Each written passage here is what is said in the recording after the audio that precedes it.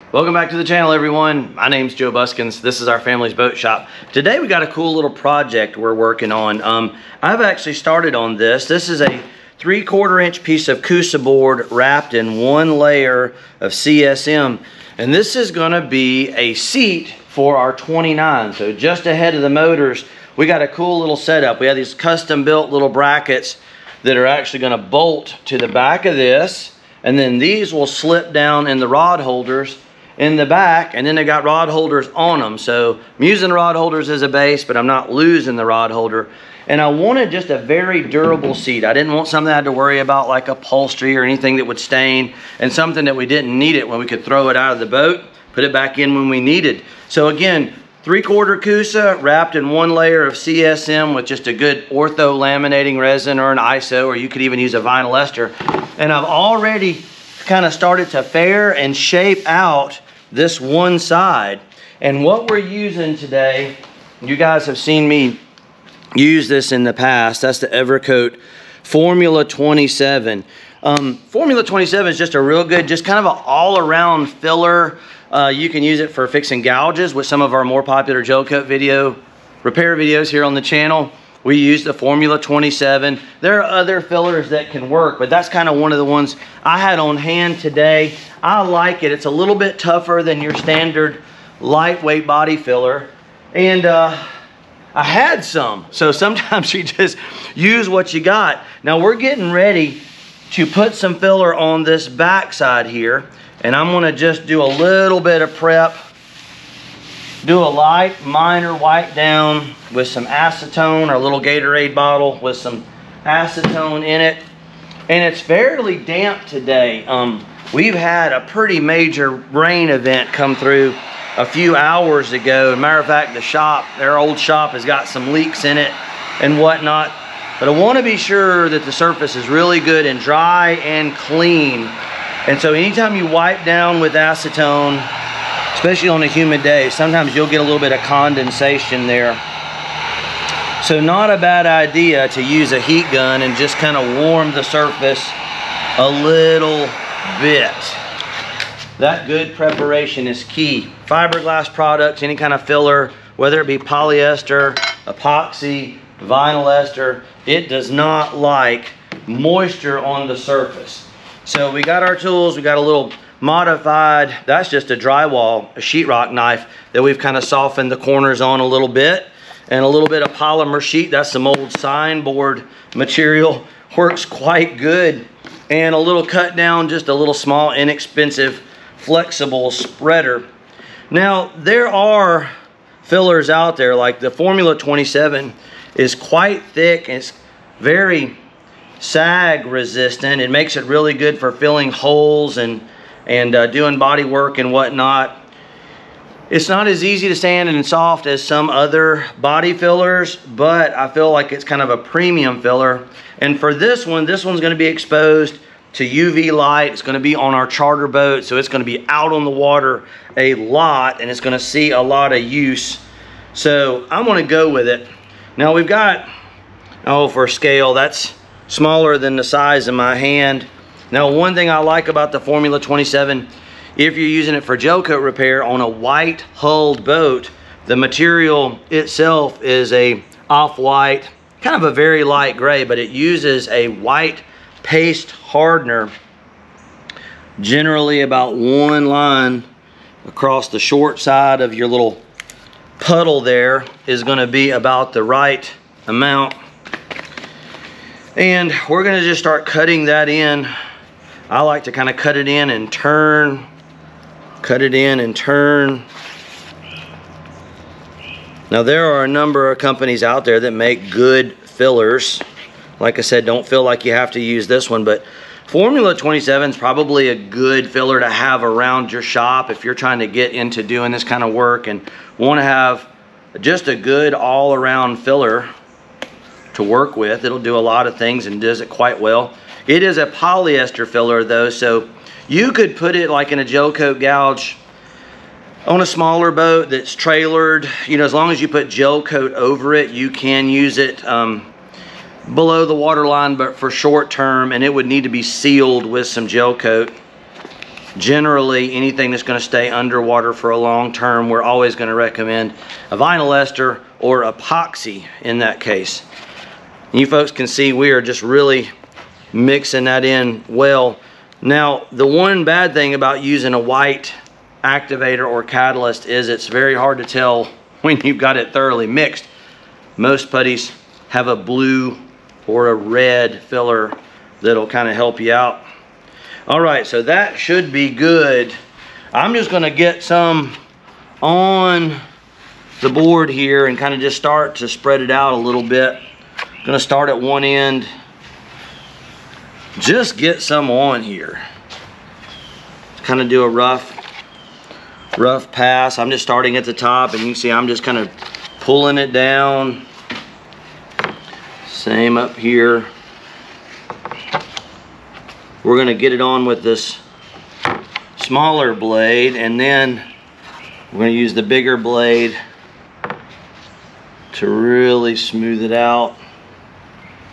I've had a little bit of practice, but I'm not a full-time like auto body guy. If you're a drywall guy, I've mentioned this several videos here. I know we've got a lot of new folks to the channel that are maybe doing fiberglass and composite work for the first time, and I want to welcome all of you folks. But a lot of you folks that are in the trades, different trades, what we're doing here should be pretty easy for you to pick up. And even if you're not in those trades, some basic tools. We're trying to make this channel very DIY friendly. All right, so we started up there at the front. I'm going to use this wider spreader blade and just draw nice and easy.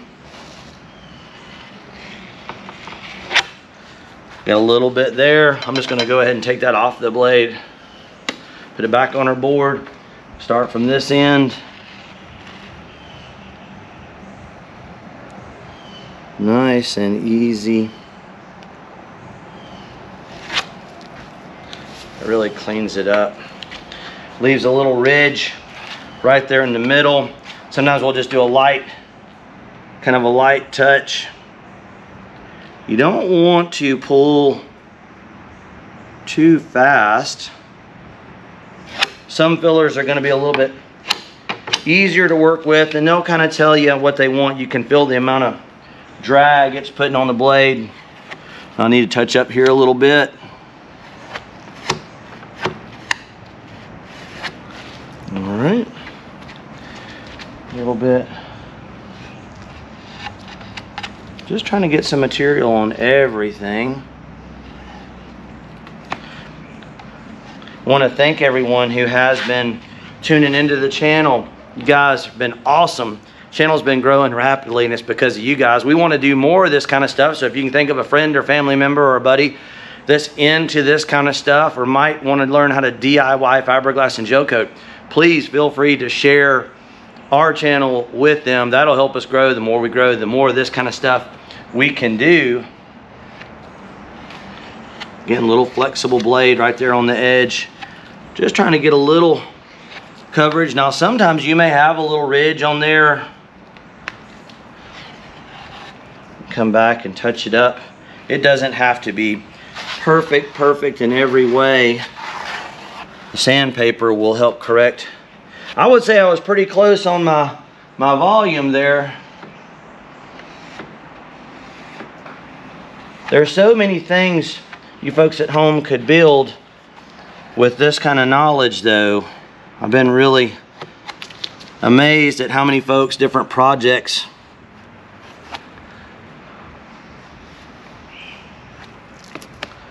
You folks are working on out there, everything from boats to RVs, even some light aircraft type stuff, fish tanks and aquariums.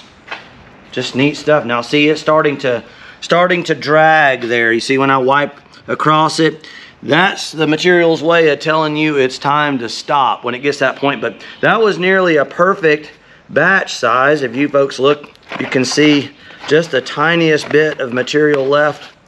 Always important to clean up your blade before it gets fully cured. Good idea to wear some rubber gloves while you're dealing with this kind of stuff.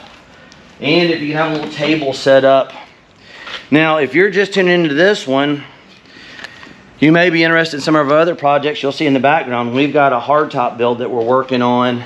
We got a whole series of videos we're doing the mold building process from start to finish, and that part is for our 29, as is this little part. But this is kind of just what we call a one-off. You don't need a mold to build a piece like this. We just basically shaped a piece of 3/4 Coosa, took some CSM, it was 1 ounce mat, and we used a good polyester ortho resin and sealed it, and now we're doing the body work on it. So I'm going to get my gear cleaned up here, and then I'm going to show you folks real quick how we knock this down with some sandpaper and get it shaped up for Gelcoat. All right, folks, so this has had about 10 minutes or so to tack off.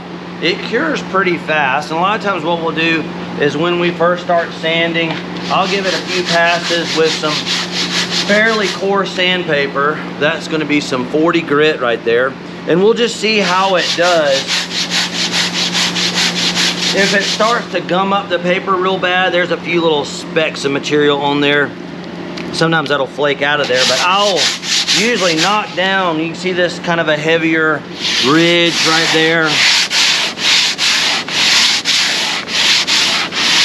This heavier paper will just take that right down. Now, not a bad idea to have a selection of grits. I like 40 is about as rough as I get. 60, 80, 120, you know, that's going to cover most of the bases. And we'll actually try to have some links. We'll try to do a better job. A lot of folks are asking, where do we get the products? Where do I find what you're using? If you look in the links below the description of the videos, I'm going to try really, really hard to have everything that we're using there for you folks, so you don't have to just scour the internet looking for that. Little more blocking though on some of this rough stuff if you don't have any power tools. But I would suggest, as soon as your budget allows, for a lot of you folks, you may have something, plenty of money to get whatever you want, but we're going with 60 grit and the little DeWalt, and this thing will make a little dust. Good idea to have the mask on.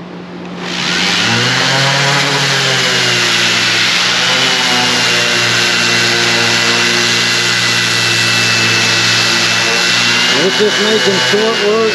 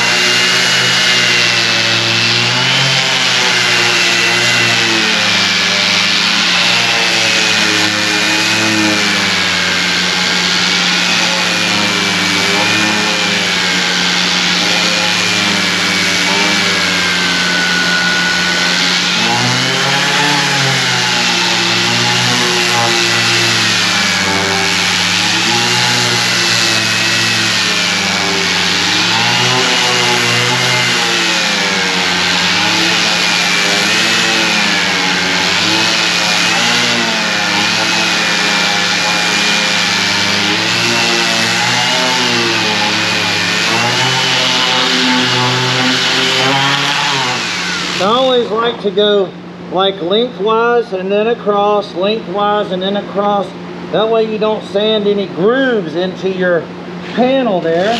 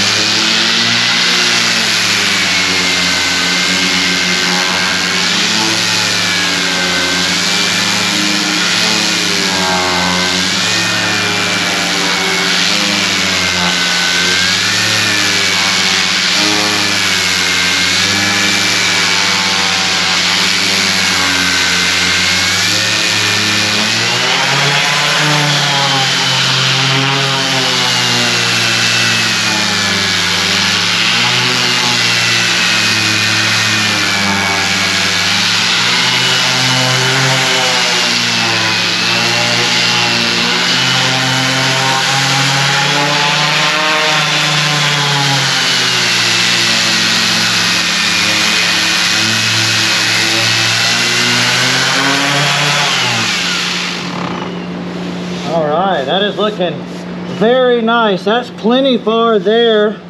We wouldn't want to really go any further. A lot of times your hand can feel little ripples and imperfections. Now a lot of times on these edges, we're using a 80 grit, a little 3M block, and we'll do these nice long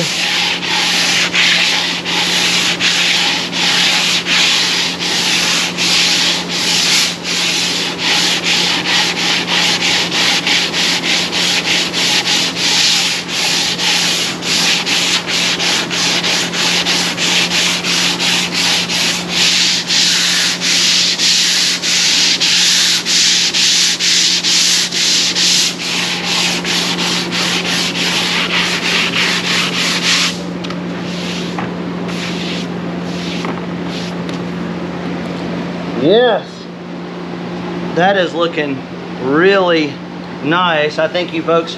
My videos tend to run a little bit long if you haven't noticed, but we try to go into full detail, not just skim over everything, give you folks a real account of what it's going to take. But again, it's amazing what you can build.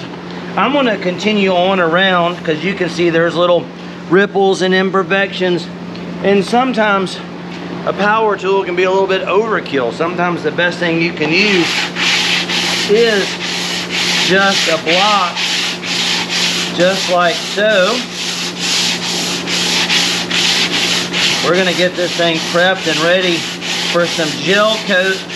Okay folks, so we have finished all of our prep work on our seat back here. And you guys, if you've been following the channel, you know my standard drill, a little Gatorade bottle with a hole in it. We wiped this down with some acetone. Then we went over it a little bit with the heat gun after the fumes from the acetone had kind of flashed off, just to be sure it was warm and dry. Gotten any humidity off of there. And we're going to be putting some gel coat on there, but we're going to be doing 2 coats. The first coat is not going to have any wax in it. So if you guys were going to be purchasing gel coat, you can see this one is without wax. And you can get gel coat with wax. Now, what I tend to do is I almost always buy gel coat without wax. And then we would add something like Fiberglass makes one. They call this a surface seal. That's 0632Q. It's the same thing as like modifier C or wax solution. It's basically like a paraffin wax that's dissolved in a styrene solution, which styrene is what we use to thin gel coat. So you kind of got an assortment. We're using Norox MEKP 925 as a good standard catalyst. Now a lot of times when you guys are going to be buying the catalyst in like a gallon quantity, it's probably going to come in like a smaller dispensing bottle, something like this, and that's totally fine. They also make ones that are like squeeze bottles that are graduated, that have the CCs marked out in them. And generally gel coat is going to be about 1 to 2%. The hotter it is, the less catalyst you have to put in. And you do not have to put the surface seal for the first coat. We get that question a lot. So we're doing 2 coats. Now I want to show you one other thing we're doing. To expedite things, we made a little board here where I just ran some screws up through.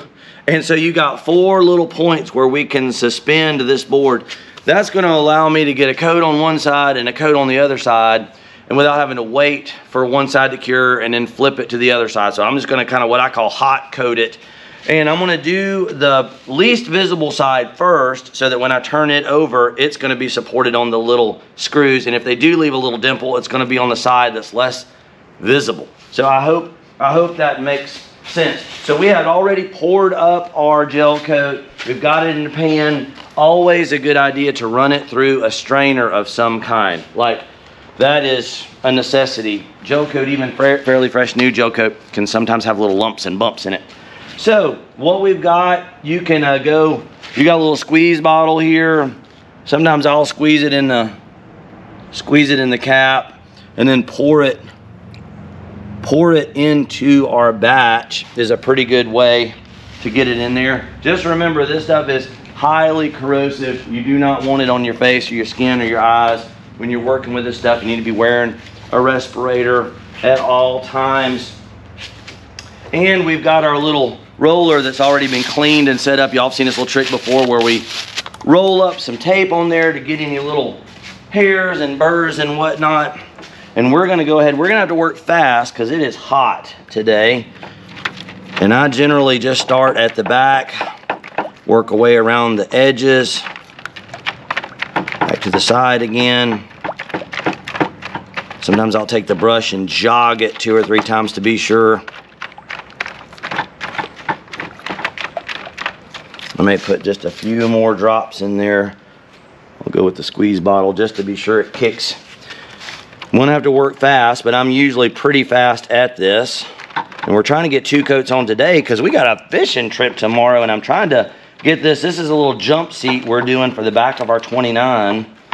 It's gonna be a real nice addition. I'm excited about it.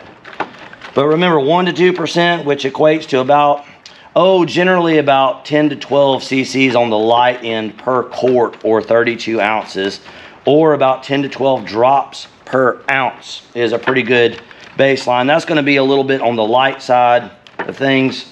Now we are also using the Corona, that's the glass coater. Those are a good all-purpose, very decent roller that should do a good job for you folks at home. Generally 1 to 2 minutes of mix time on the Gelcoat. The longer you mix, the better your chances are of it being properly mixed. But the only problem is you're gonna lose a little bit of your working time. So it's kind of, there's a balancing act. All right, we're not gonna overload the roller. We just want a good, decent amount on there. And a nice, smooth, just a nice, smooth pass. Now, yes, you can spray Gelcoat. You can roll and what we call roll and tip, which is basically taking a roller, and a roller is gonna get a nice, even coat on everything, and then you come back with a good, decent quality brush, and you lay a pass from one side to the other, and that'll kind of knock the roller marks out. But for my particular application, we have a charter boat. It's kind of a work boat, and I kind of like that slightly textured roller finish on there. It's kind of like if you've got a work truck and you have the bed liner material in the bed, you know, it may not be as pretty as the shiny paint, but for a work boat, it's really nice, and it matches everything we've already got in our boat. That's kind of how everything is already set up. Just nice and easy. I find that it's better to do multiple small light passes than it is to try to get it in one heavy coat. Matter of fact, I would generally say with Gelcoat, you can't fully cover in one coat. It's going to typically take 2, in a lot of cases 3 coats. So I'm going to see, might be a little piece of, no, that was just a little bubble there. I am going to see if I can turn this over here without making a big old mess. Just very, very gently place it back on its face. Now it will have the slightest of little marks or dimples on there, but for the sake of time, this allows me to get a coat on either side and not have to wait.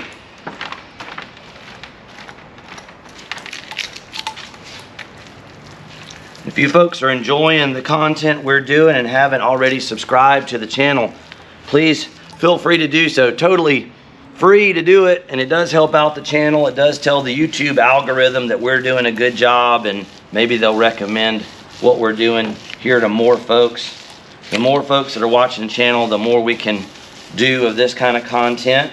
And then we're also, I think we're doing a lot better job. I've had a lot of folks asking about where to get the supplies we're using, and we're gonna have links in the description below the video for almost everything. Like if you look on this table here, all of those products, you should be able to go on the links below the video's description and find all of that. A lot of that is available through Amazon. Matter of fact, the nice folks here at Fiberglass Warehouse, they do have a discount code available for our viewers. It's FishBumpTV, and we'll have that below our videos as well. So there's a discount for you folks if you guys want to get in touch with Fiberglass Warehouse for some of the same materials we're using. Now, one thing you can do as well, if you want to make a custom color, a lot of times you may want to just keep some white Gelcoat around your shop, and it is okay to use some pigment. That came from one of our local suppliers. Now that's not black, that's like some kind of a burnt ember. It's a brown basically. But you can make different shades of gray and different pastels like light blues and light yellows and light grays by just taking some base white gel coat and then tinting it with some black. All right. He's coming around nice and easy. Just double checking to be sure we didn't miss any spots.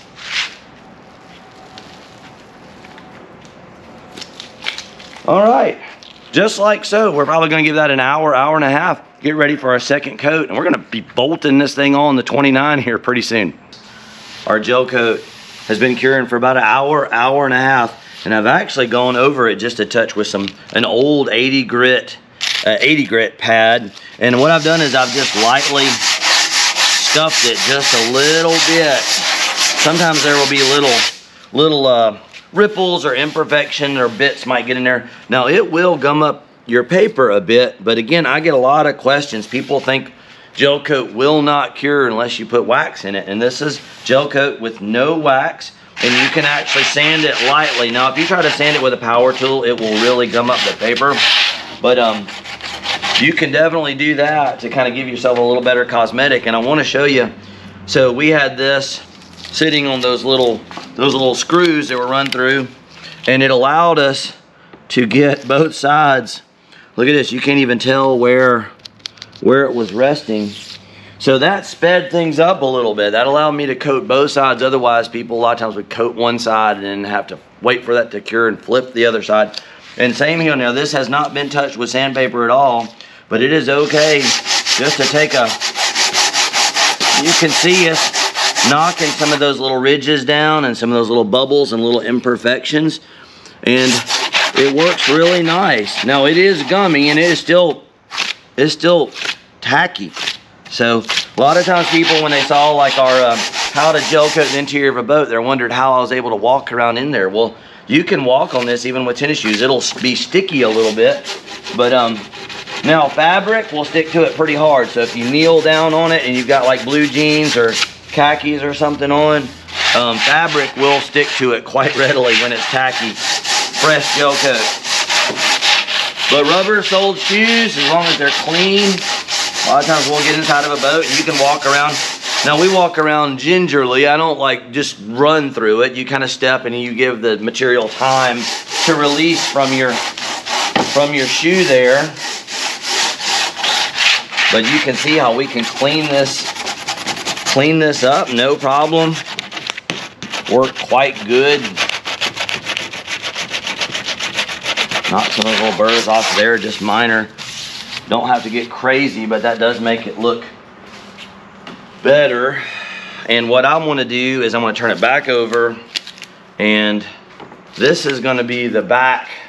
So we've got these really cool brackets that mount right in those screw holes right there, and these are going to go in some rod holders. So this is going to be the back, but what I'm going to do is I'm going to paint this side again first, so that when we turn it, if there are any little marks left by the screws, they're going to be on the less visible side of things. So I went ahead and prepped my little Corona roller. Sometimes what I will do is use a little bit of compressed air. Another trick, aside from running the tape, you can spin it the other way.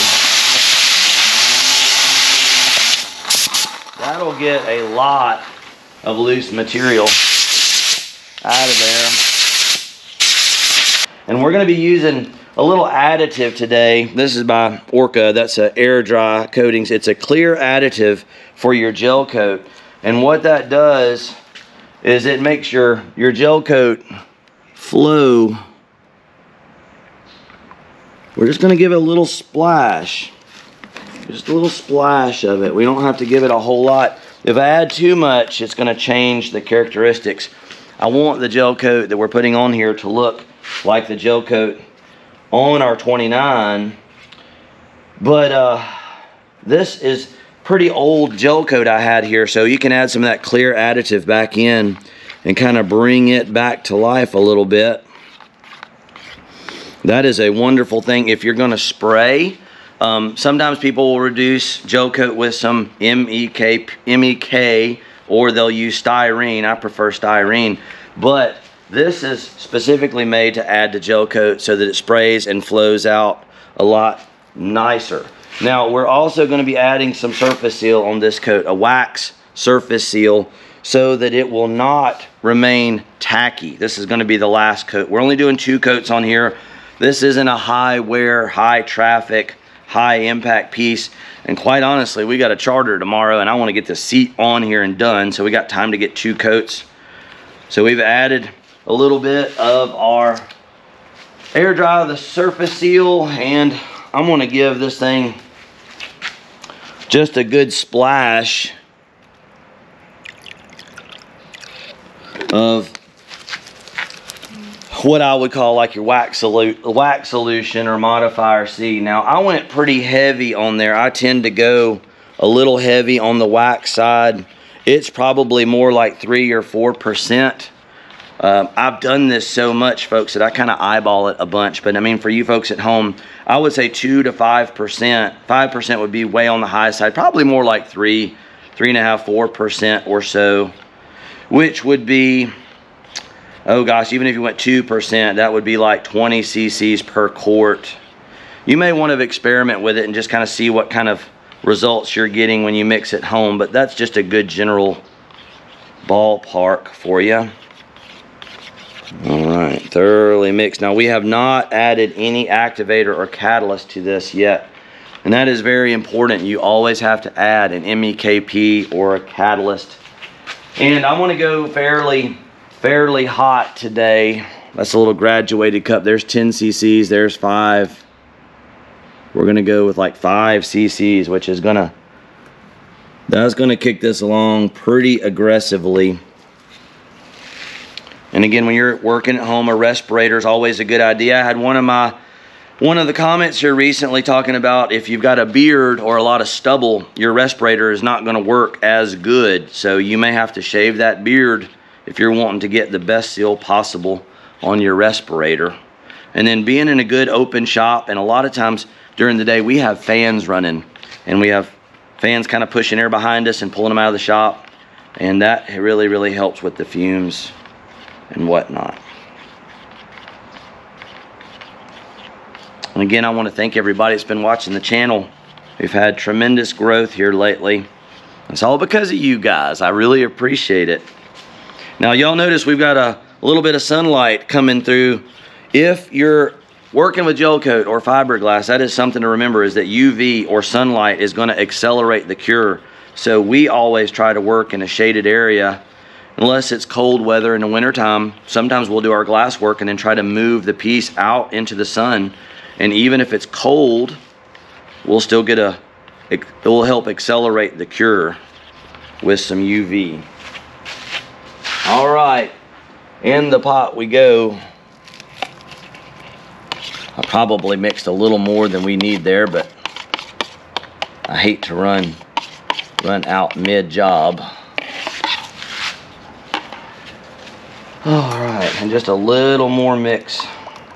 You can tell that clear additive really helped Gelcoat, kind of thinned it out a little bit.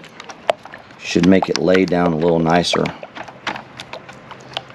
You can do that clear additive up to 50%, which is pretty substantial, but you're going to get some transparency in your Gelcoat if you go that heavy. I just wanted to add, say, 10, 15, 20% just to get a little better cosmetics on things. All right. You can see that's already laying out prettier than that first batch. Sometimes you'll get a little hair or something in there. That's okay if you want to. A lot of times you can grab it with, just knock it out of there. Some tweezers work really nice sometimes too. Sometimes we'll have some tweezers on hand.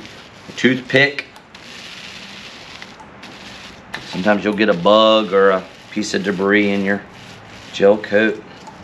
Don't panic if that happens. A lot of times you can just pick it right out of there. Not a big deal. Oh, that looks pretty. You can tell that's really laying out nice. Just take your time. You don't want to put too much on.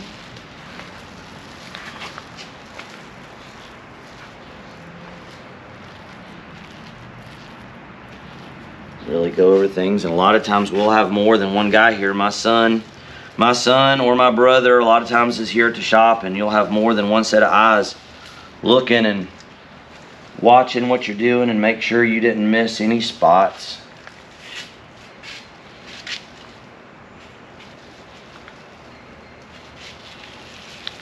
Looks pretty good. I'm just going to make one nice, very light pass from one side to the other. Oh yeah, that looks primo.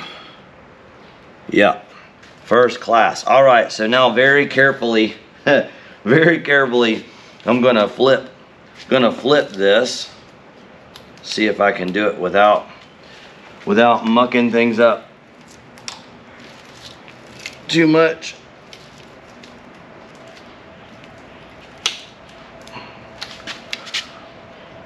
Oh, very gentle. There we go. All right. Oh, look, I got some on my shirt. That happens sometimes. I get a lot of comments. See, I get stuff on me sometimes. A little bit of acetone will take that out though before it cures. You can just very carefully get a little bit of acetone in a rag and that'll take it off.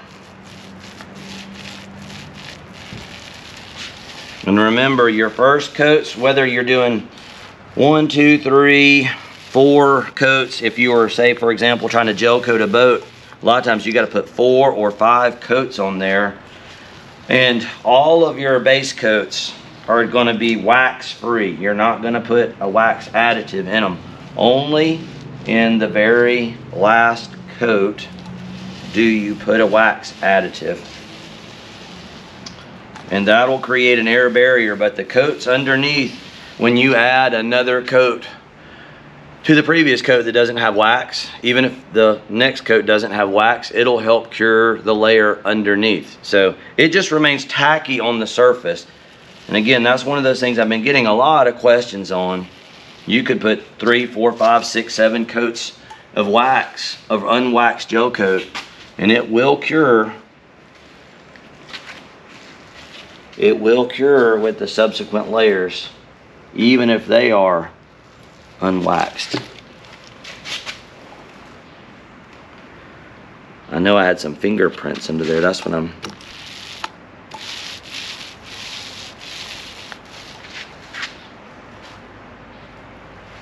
And of course you can spray gel coat as well, but in our shop we do a lot of commercial type work where it's kind of like work boat. And I kind of like that. I kind of like that textured look. Oh yeah, I think I got it.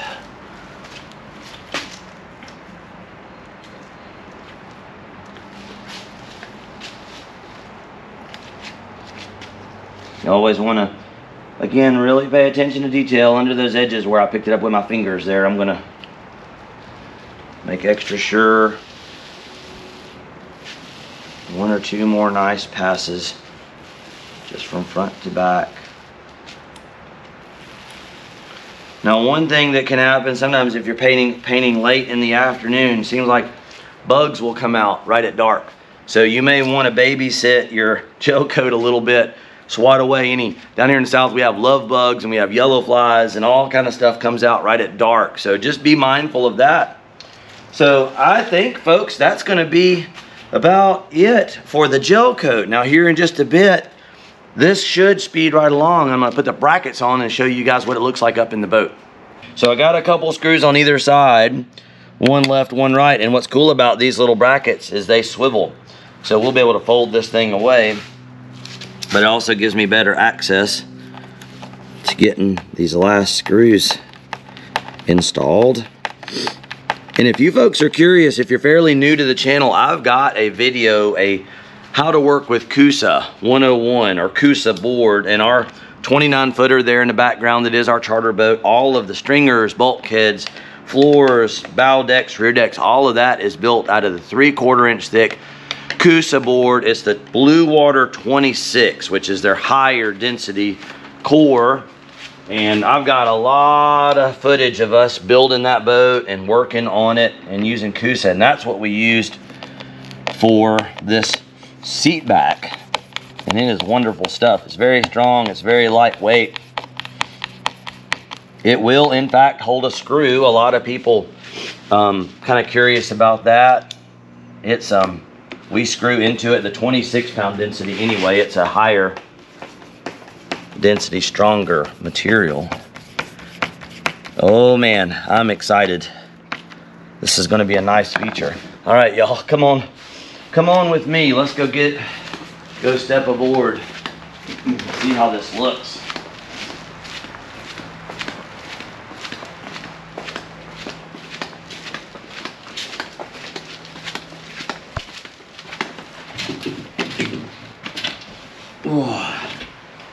Here we go. And if you've never done much boating, especially when the water is choppy, the back of the boat is going to be the most comfortable place to ride. And so we wanted an option back here where people can sit on the rear deck. Oh, and like I said, we just rolled that on about an hour and a half. Folks, I won't lie, that's pretty comfy. That's super nice. We have room now for a couple, even three. If everybody kind of scoots over, two or three people can ride right here in the back of the boat. And you folks at home, you could do this kind of stuff, again, with the Coosa and the Gelcoat. Try to show you ways to speed things along. I think we're about done. We're going fishing tomorrow. It's already really late. I got to go get some live bait and get prepped and ready to go home, get some sleep, and get ready to go tomorrow. But if you folks, again, if you haven't already subscribed, please remember to. I want you to know how much you guys mean to me. I really, really appreciate you taking the time to watch the channel. It's Captain Joe here with Island Marine Charters, Fish Bump TV here on YouTube. My fantastic cameraman working hard behind the scenes. And we'll catch you guys on the next episode.